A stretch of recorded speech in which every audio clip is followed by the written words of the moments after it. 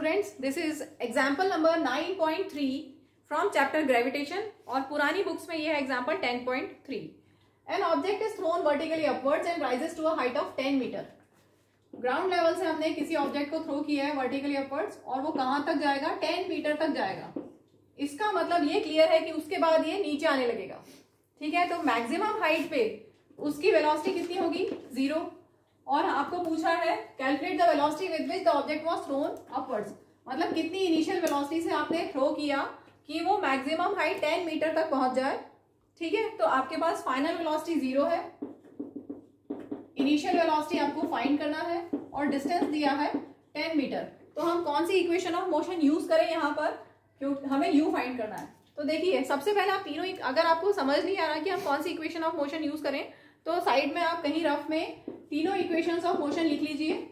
जब भी इस तरह के क्वेश्चंस आए फिर आप देखिए कि क्या क्या डेटा गिवन है और आपको क्या फाइंड करना है. उससे आप जज कीजिए कि हम कौन सी यूज कर सकते हैं. यहां पर हमें एक चीज और है, यहां पर acceleration due to gravity.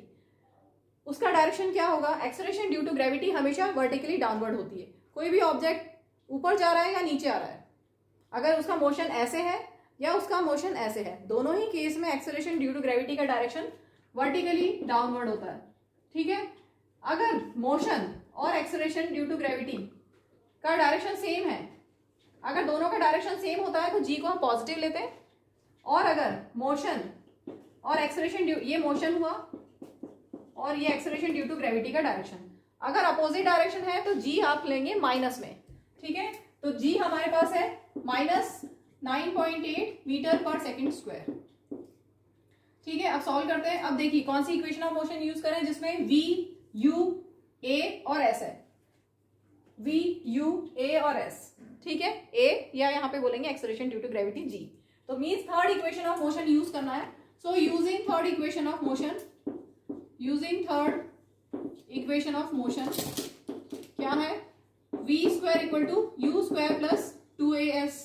v 0 है, u स्क्वायर आपको फाइंड करना है, u फाइंड करना है. a की जगह क्या लिखोगे, माइनस. a की जगह क्या है, a इक्वल टू g और that is equal to minus 9.8 और s है 10. ठीक है, ये डेसिमल हटाएंगे तो नीचे 10 आएगा, फिर एक 0 से एक 0 कैंसिल हो गया. तो यहाँ क्या बचा, 0 equal to u square minus 2 into 98 196, minus 196 की साइड चेंज करोगे तो plus 196 equal to u square. ठीक है, यहाँ आप लिखते हैं u स्क्वायर इक्वल टू 196. तो u कितना हो गया, square root of 196 that is 14 metre per second. u हमें मिल गया. ठीक है, क्लियर. अब आपको क्या फाइंड करना, time. Time taken by the object to reach the highest point. यहां से यहां तक जाने में कितना टाइम लगा. तो टाइम फर्स्ट और सेकेंड इक्वेशन ऑफ मोशन में है. बहुत इजीली हम फर्स्ट इक्वेशन ऑफ मोशन से कर सकते हैं, वैसे इसको दोनों से कर सकते हैं.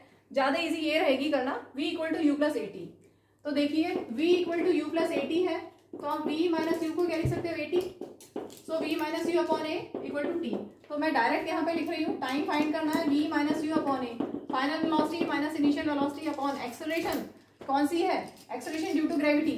चाहो तो g भी लिख सकते हो, दैट इज माइनस 9.8. कितना है a, g के इक्वल, और वो कितना है माइनस 9.8. ठीक है, 0 को हम छोड़ दें. अब ये डेसिमल हटाते हैं, ऊपर एक 0 आएगा, माइनस माइनस कैंसिल हो गया, 14 का से कैंसिल करते हैं, 14 10 40, 14 7 98, 10/7. इसको सॉल्व करोगे तो आपको मिलेगा 1.428 seconds and that is approximately equal to 1.43 seconds.